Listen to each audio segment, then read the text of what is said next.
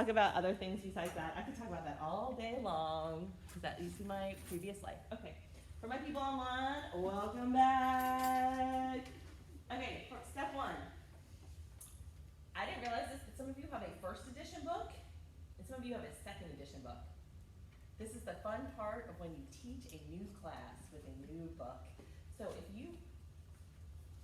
you have a first edition book, I'm going to start posting the first edition page numbers and the second edition page numbers. Because some of you were like, hey, I have that book, but there's no chart in it. And I was like, oh, this is weird. And then I got to look at Anne's book and was like, oh, this is really different. So if you have second edition, it'll say second edition. You definitely have a first edition. Oh, you all have first editions. And I have the second edition. Excellent. Okay, you have a second edition. So no offense. If you decide if you don't want your book, like after this class, and I'm not going to judge, just don't tell me. Tell me it was the greatest book ever, and then you can sell it. Just let the person you sell it to for next semester know if it's a first or second edition, and I'll just keep. If you don't own it, if you don't have the chart, I'll post it like I did this time, and I will make sure. So my people online, look at which book you have, and if I ever assign a reading and you're like, this is whack, the pages don't align, let me know and I will find you the right one. And I guess I have to go buy the first edition now, or buy the first edition off of you guys for next year so that I can take care of that. Observations are due on Sunday. If you need help getting placed in a classroom, let me know. You are welcome to do a Nichols State professor if you'd like. If you need recommendations on a professor, I'm happy to help you with that as well. But Anne just did hers. Anyone else do their observations recently? Was it good? Yes? Okay, good. I feel like sometimes when you do an observation, it can either go like, this was really exciting and awesome and I'm excited to teach, or other days you're like, I just learned everything I'm not supposed to do in the classroom. So make sure you guys get that done by Sunday. If you've got questions about it, just email me and I will be around. And then grading. If you sent in your culture presentation late, I will get it graded today along with your discussion boards. I'm backed up on grading, but I will make sure I grade everything hopefully by the end of business today so you know where you stand. In addition to grading, if you get like some weird random survey monkey from me, please fill it out. I like to do mid-semester check-ins and I make them anonymous, and you can just like tell me how much you love or hate this class and tell me what you would like to see different. If you feel like there are things I need to change, especially because this is the first time I'm teaching it here, it's really helpful for me because I will be teaching it in the spring. So at least I can like start changing it for you guys halfway through the semester, but then also for the spring I can start figuring out what I need to change. Like if you think this book is poo-poo, let me know. And if you like the book, let me know. Or if you like what the activities we're doing, great. And if you feel like they're not helping you, whatever. Like I'm all about constructive criticism. Don't be like, Hollander, your clothes are whack, I don't like you. Thank you so much. We call this poison pens. Nursing came up with that one because I guess the nursing students really like to give it to their instructors. And so they call them poison pens because they're like, you're the worst teacher ever. And you're just like, I tried really hard. So yeah, and then anything else? No. So we're just going to do a very quick review of what we went over last time, and then we'll get into the weeds. So we've been talking a lot about VABB, which is what your book talks about as being culturally inclusive. And we very quickly discussed what VABB stands for. Someone's buzzing. We good? Okay. So it's validate, build, affirm, and bridge. And this is how we are going to make our classrooms inclusive. So we have validate, which is intentional and purposeful legitimization of the home culture. And what was this supposed to be? Not laughter. We don't laugh at our students. We laugh with them. And we laugh at them when we go to happy hour. They're not in their faces. Language, right, of the student. And Louisiana was not very good at this, historically. Right? If you talk to people who have lived there their whole lives, grandparents and parents might tell you, I wasn't allowed to speak French in school, even though that's what was spoken in my house. Now we would embrace that. And what's really interesting is we actually had groups that meet up at the museum in Thibodeau to practice their French because they don't want to lose that culture that they had in their house. But unfortunately at school they were forced to only speak English and no French. Then we talk about affirmation. This is that intentional and purposeful effort to reverse negative stereotypes. And I had mentioned trying to use various figures in your textbooks that involve minorities, women. If observed a 3rd grade class 2 weeks ago, and they were playing Battleship to learn the map coordinates. Very cool, right? Except I was going around, and there were some people cheating. So I would nudge them and be like, "Oh, are we telling the truth?" And then I sat down with one group, and the boys in the group said, "Oh, we are so much better at this than you because you're girls." Welcome to 3rd grade, right? So that would be a great time for a teaching moment when we could talk about there are wonderful male explorers and female explorers in history, and ladies, you can also read maps very well. Although I'm sure you all have been driving with significant others or family members that may have other ideas. And then we talked about building, which is understanding and recognizing the cultural and linguistic behaviors of students. We've been doing that a lot up to this point. We talked about lots of activities. We're learning about each other in this class. And then we talked about bridging, which is providing that academic and social skills that students will need to have success beyond the classroom. And Ann and I were just talking about this. Could you, if you don't mind, do you mind sharing how you saw bridging in your own classroom observation? Sure. I was kind of surprised because I went to a small rural primary school out in the middle of Canefield, and I was kind of expecting, because I grew up in a small rural area, to have more of a very traditional lesson plan and environment. But basically it was very multicultural, the lesson plan. What she did was, it was 2nd grade, and it was about the schools in Brazil and schools in Bangladesh. And she started off with having them compare and contrast a video they had seen the previous day. And then she had them all come to the front and sit down, and she was using a smart board, and she was reading to them, and she had the text projected in front of them, and she was asking them to, after she read the text, she would ask them to pick out from the text the main points from the text, and they were all very excited about it. They were like, "Oh, call me, I can pick it up, out." And then once they had decided what were the main points, she would have them write it down in their notes. And then she told me from that they were all going to write about the text. And so basically she was taking them step by step. In the future they're going to have to read the text, take notes, and write a paper on it. What we all do here.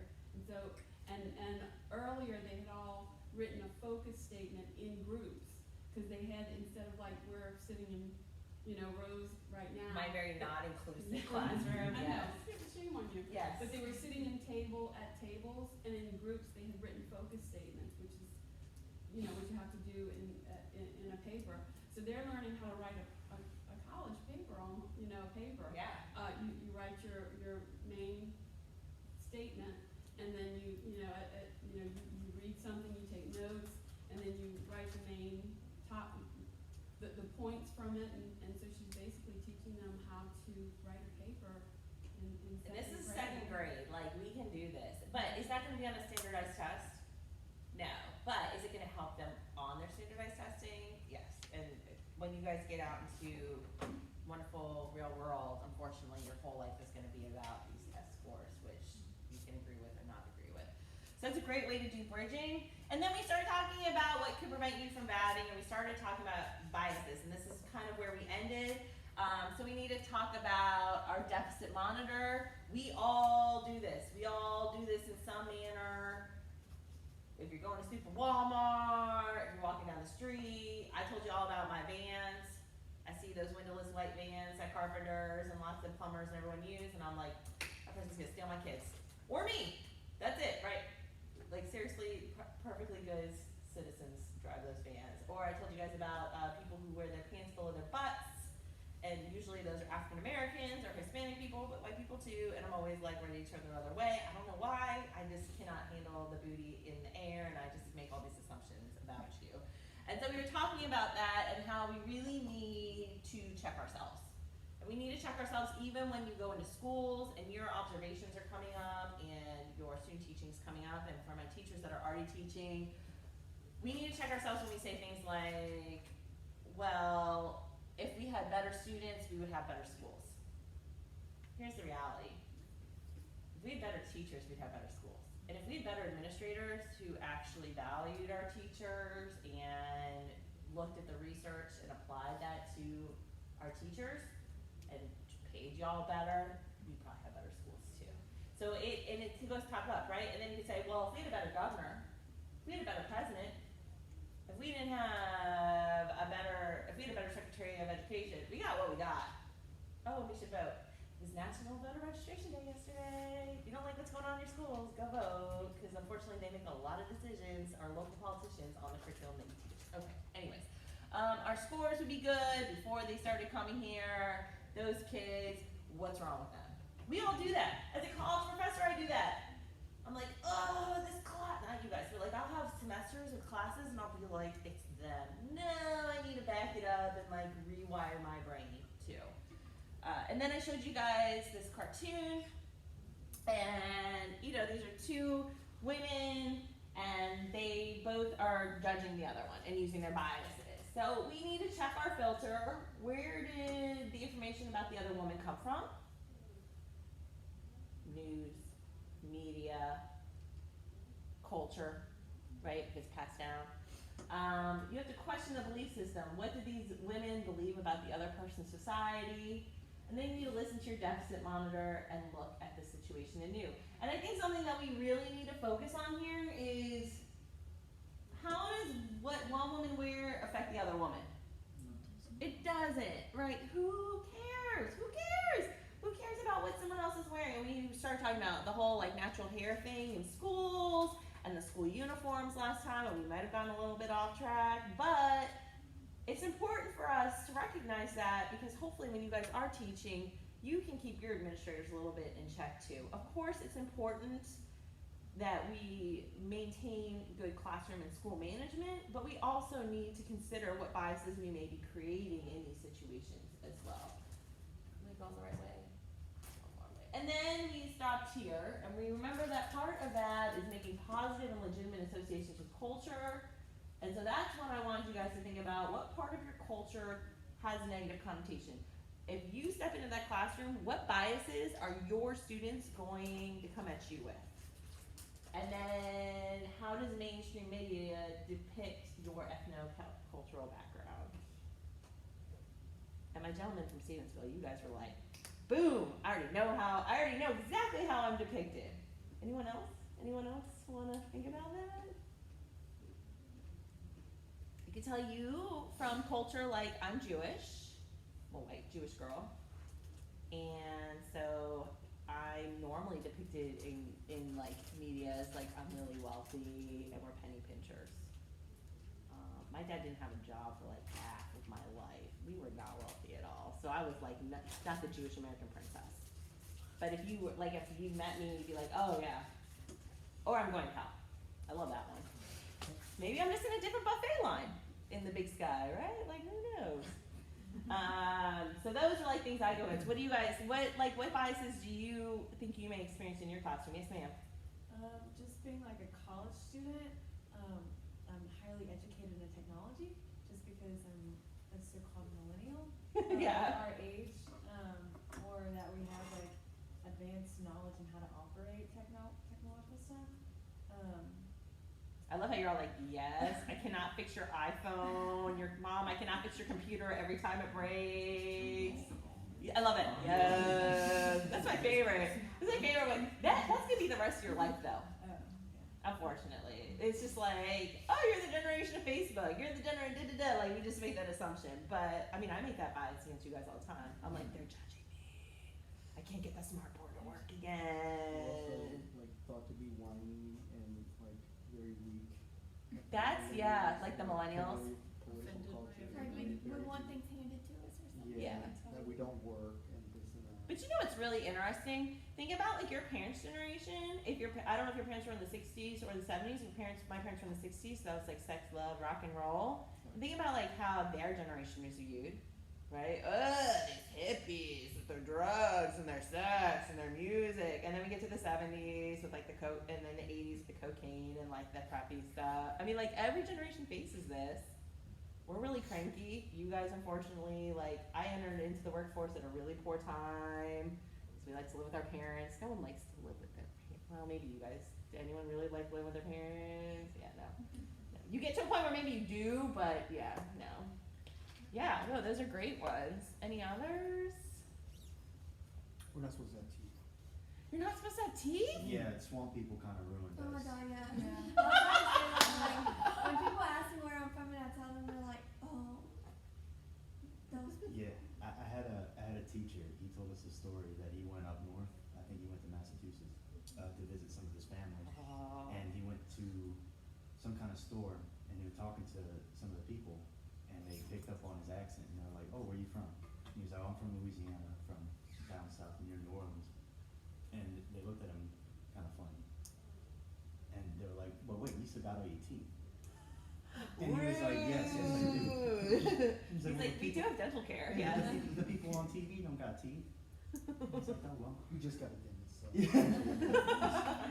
Well, thank goodness, and I'm really glad you all have your teeth. Yeah, but I mean, these are all biases that we face regularly, and you have to imagine when you go into that classroom, like as soon as I walked in this classroom, y'all are like, "Oh, I'm going multicultural from this white chick, great, right? What does she know?" And I get that, and like I have biases too about my students as well that we have to just put away. And then what we really need to do is, although we will have English as a first language for a lot of our students, we still need to validate their language. So I have this video of this woman, and she has a extremely multicultural classroom, and maybe you guys may want to adopt some of the things that she does, and some of them you may not be able to. So clicking yes will enable all hyperlinks. Yes, do it. Open it. Let's hope my sound works, because that will be not fun. One moment, please.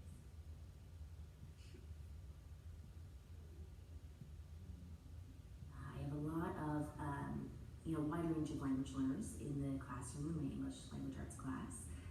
We have students in the class ranging from pre-beginner EAL students to students who are working to become fluent in English, all the way to students who are reading above grade level and require some enrichment.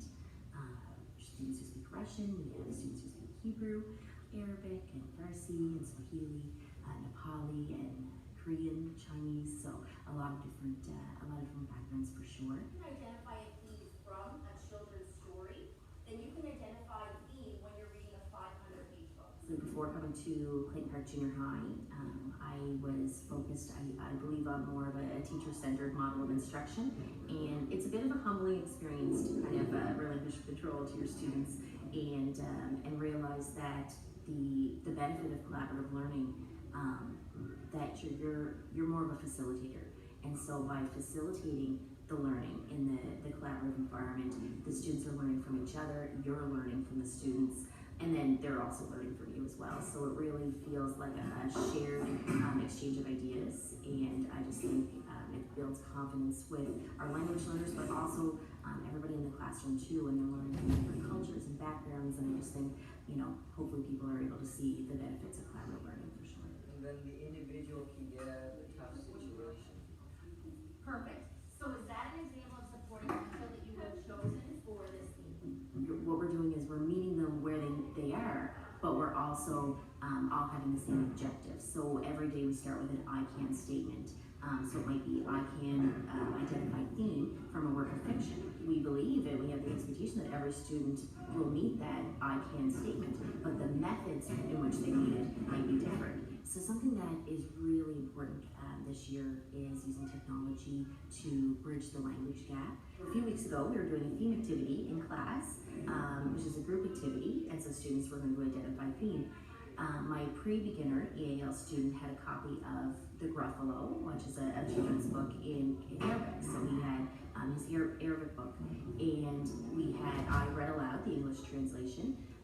We had copies of the text on the tables for students who required that visual in front of them. We also had a version with the images on the projector. And so coming at it from that way of every student is given what they need to succeed, and the very methods that we used for them to understand the story, they could then take all of those ideas that they had and bring it to the group, and then they had that collaborative discussion with the group determining what theme really best represented the story. So each person, pre-beginner EAL all the way to our students who are fluent in English, were able to share ideas about theme from the story, which was pretty cool. Something. Okay. From her classroom environment alone, what did you see that was part of the VABB? From just the classroom environment, when you were looking at the walls and they were showing you different shots besides her. Different languages. Yeah, the different languages. So she has these students from all over the world. I think she's up in Long Island, New York, which, if you've got people in New York City commuting in, that's why there's such a large international community at her school. So she had welcome in multiple languages. What else did you guys see?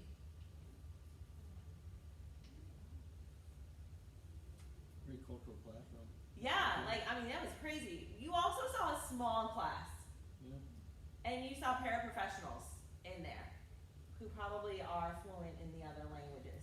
Unfortunately, it's not something you will probably have down here unless you're at special schools or you have a very large community of a certain cultural group, like a Hispanic or Vietnamese group, then you might have paraprofessionals that are fluent in that. So what did she do? How did she do this with all these people that speak different languages? What did you see that was so student focused, that works for her? The students that had stuff that she couldn't teach, she got them to kind of speak and teach everybody else. Yeah, she used text in different languages, which was cool. I think that's cool too for your English speakers because they get to see the text in different languages and they might actually learn a little bit about a different language, which is very neat. What else? The visuals. Yeah, the visuals are huge, right? Math is its own language. And with history, you guys are gonna use a ton of visuals and in English too. So I think just being able to do that and understand that. And also even if you don't have paraprofessionals in your classroom, if you have the time to find the text online in a different language or some sort of translation software, like Google software or on your iPhones, that would all be very helpful in a situation like this. Now she's in a Utopia's classroom, right? She has 25 students and it looks like 3 paraprofessionals, but they're all working in groups, they're all learning from each other. It's not we're gonna put all the Japanese speakers in one group the whole time. We saw them getting split up and having to practice their English, but also they could be sharing their culture with their fellow students as well. So it's just something That to my literacy consider. coach did. Okay, so let's get out of this business. So that was from the first chapter of your book, and now I'm gonna move on to it's always nice to be we should incorporate these ideas in our classroom. No, let's talk about how you're actually going to do things in your classroom, right? What I'm hoping is by the end of this class, you can steal the different ideas, download things that you like that you can then keep for when you are actually teaching. But also, everything I'm doing is building up to your final assignment, which is that teaching philosophy. So when I'm making you do these discussion boards and you're like, oh, Hollander, why do you want a specific example? Because then you can use that specific example in your teaching philosophy. So we're going to talk about actually how to employ VABB. So we're done with this. Any questions? We cool with this? Does this sound like something reasonable that you could do? I kind of wish I had taken this class before I became a professor, because I would have done a lot more of these things. Okay, so the actual application. My book does a beautiful job of laying this out. If you have first edition, it's kind of like gobbledygook and in the text, so just hang with me. And if you want copies of my text, I can always scan it in as well. So we're going to actually talk about classroom habits. So the author talks about the gatekeepers of success. How do you successfully create an inclusive environment? And so our author talks about creating culturally responsive classroom management, culturally responsive academic vocabulary, culturally responsive academic literacy, and culturally responsive academic language. My secondary education teachers, you guys need to pay very close attention to vocabulary and literacy, because you come in as your subject matter expert, right? I am a biologist. I can teach the crap out of biology. You got a question about infectious disease? I got you. That is my jam. But if I cannot communicate that to my students because I'm using my big old biology jargon and I'm like, the Staphylococcus aureus, which hangs out in the nares of the nasopharynx and uses mannitol salt agar to grow on, and you're all like, what the F is she talking about? That is not going to get into your brains, and it's definitely not going to get into your students' brains. So we're going to focus a lot on that as well. Wish I had a clicker. Oh wait, what am I talking about? It's a smart board. Well done. Okay. So the first thing we're talking about is responsive classroom management. Who here has been in a classroom that was totally mismanaged? Either you were a student or you watched it. Okay, what's an example of it being completely mismanaged? What do you see? Side conversations. Sleeping. Yes. Literally, the students were passing around sunflower seeds. The students are passing around sunflower seeds. You can do that in my classroom, but you gotta share. What else? Like fussing a lot. The teachers are fussing a lot. Yes. Yes! Oh, my favorite in high school was the light flicker. Like, you gotta turn the lights on and off. That's gonna really get us to quiet down. Has anyone been so bad that you, like, got the teacher so angry they had to leave? Yeah. Yes. Yeah, that was my teachers favorite. Had mental breakdowns. Yeah, I had a Sunday school teacher where I don't know how, like, I wish now as a professional educator I could go back in time and observe this, but we literally got our a Sunday school teacher. Sunday school, like, you don't even get paid for that business, right? Sunday school teacher. We were so bad. We were middle school or high schoolers, and we were so bad that she was like, I quit. In Sunday school. Like, where we're learning about the Bible and how to be good people. Like, way to go, my class, right? Like, what were you thinking? But yeah, so classroom management is key, because if you don't have your class managed, are your students gonna learn anything? No, and like, I think it all depends on the age. Like, for me, I can just state my expectations of you. I don't wanna see you on your cell phones, you guys are wonderful, we have a small class, so we can all, I know some of y'all might be on your laptops doing other things right now, that's fine, you're not being disruptive, but like, I appreciate that we can have that conversation. A third grader, can you have that conversation? No. Middle schoolers, watch out. And high schoolers, man, because they are going to push your buttons. They are worse than toddlers. They're going to push and push and push and push and push and see how far they can push you. So responsive management is key. So here are some things that you guys need about responsive management. There are 4 subcategories. If I had exams in this class, I'd be like, what are the subcategories of classroom management?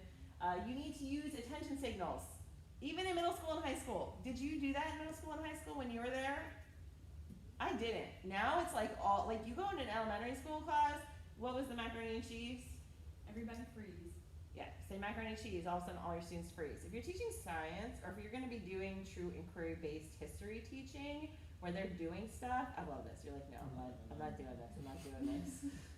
It was so good. I mean, all the kids, she said macaroni and cheese, and they responded, everybody freeze. But here's the thing, you don't have to do it that way. Like, in high school, it could be like, ooh, dad. No. Or, okay, I don't know, I'm trying to acclimate here, guys. Okay, I'm a Steelers fan, and I'm watching my team do very poorly right now. Raise your hand and everybody else raise their hand. Yeah, like, there's different things. If your school is, like, really into, like, school spirit, you could use the mascot. If you have, like, a historical figure, a science nerd word, a math thing, whatever, if you literally are going to let your students loose to do things, you need to have a way to bring them back. So however that's gonna work for you, you need to do that. And you need to train them like first day. Like we need to be trained. So use of attention signals, also raising your hand. I mean, like, in high school, how many of y'all, like, really were into class participation with some of your teachers? You're probably like, please don't call on me, because I'm working on my homework for English right now, and I don't want to deal with you. So, again, maybe you need alternatives to raising your hand. My favorite is the use of, especially my large lecture classes, and some of y'all may have 35, 40 students in a class, unfortunately, especially my secondary education teachers. If smartphones are allowed in your classroom, there are free apps that you can download, and like the students can then like buzz in or like get their answers up. And who doesn't love a good anonymous text message over having that social anxiety of being called on in class? Although students have to get over that too. So it's basically, how do you bring everyone back on topic? And I do have the cheesiest video ever of a woman doing that with her elementary students. I don't like the way she does it, but it's an example that I'll show you in a moment. We have protocols for responding. Have you ever been in a classroom where the teacher calls on the same two people the entire time? The worst in college. The worst in college when a student's right here and they just yell out the right answer all the time. You all are annoyed by it, so are we. I'm like, yes, that's right. Anyone else have anything to add? Right? Especially when it's a big old lecture hall and I'm like, okay, I got you, smarty pants. I got you. You know this. That's good. And of course I want to celebrate that, but I also need to see where everyone else's thoughts are. So you need to come up with protocols for responding. That could be, again, clickers, little sheets of paper. It could be the popsicle sticks, which I'm going to show you a video of if you're not familiar with popsicle sticks. I was just in a classroom where they did popsicle sticks. They did, other students could call on other students, which can work or not work, right? If there's like some vendetta against each other, or you always have your BFF get called on, then the teacher would number the tables and just like pull random numbers. There's all sorts of different ways that you can do this, but you need to decide early on what you want to do. You need protocols for discussion. I need protocols for discussion with you all still. I'm working on it. And then use of movement. Why use of movement? Even through high school, why use of movement? They have energy, they need to get up and move. Yes. If this class was an hour and a half, 2 days a week, do you think I would have y'all sitting here the whole time listening to me yammer? Heck no, you would lose it.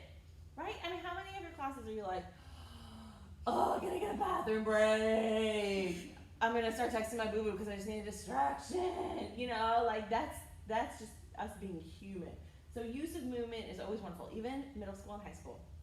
You can get them to get up and get into different groups. So you can make them, I mean, my favorite is when the student's falling asleep when I'm in high school, and I'm like, okay, we all need to get up and do a little stretch and like move, because if one student's falling asleep, everyone else is on their way out too. And then use of extended collaboration activities. Why do we have to collaborate? Why do we have to collaborate in school? Because the rest of your life you will be forced to work in groups. Even our good old president with his rotating cabinet keeps finding people to come in for group work. So it doesn't matter who you are or what you're going to be when you grow up, you have to work in groups. And that, I love you guys because you tell me how it is, and so do your high school and middle school teachers. Students, you're going to be like, I hate group work. And I'm like, me too. Guess what? It's the rest of our lives. So this is just how it is. So I'm going to go over this chart in a minute, but first I'm going to show you a way I would not use attention signals, but maybe you really like it. Yes, just come on. Do we need to keep asking this question? No. Hold on, please. This is very elementary school focused, secondary ed folks, so just take a deep breath with me.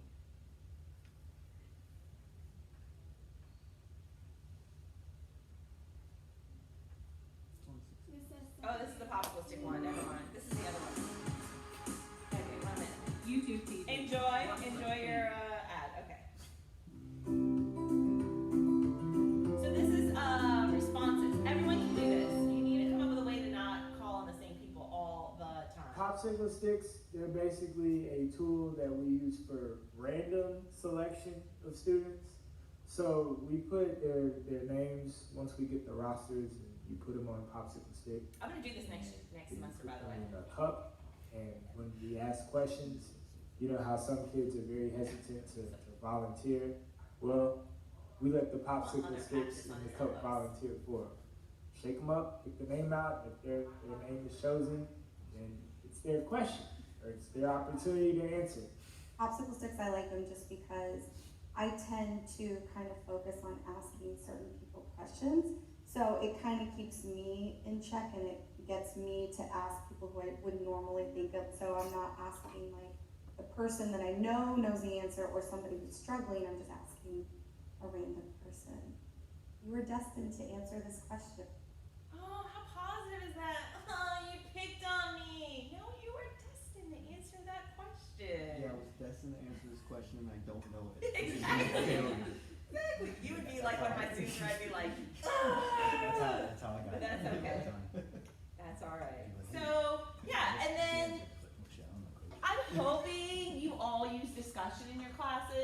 my math teachers here.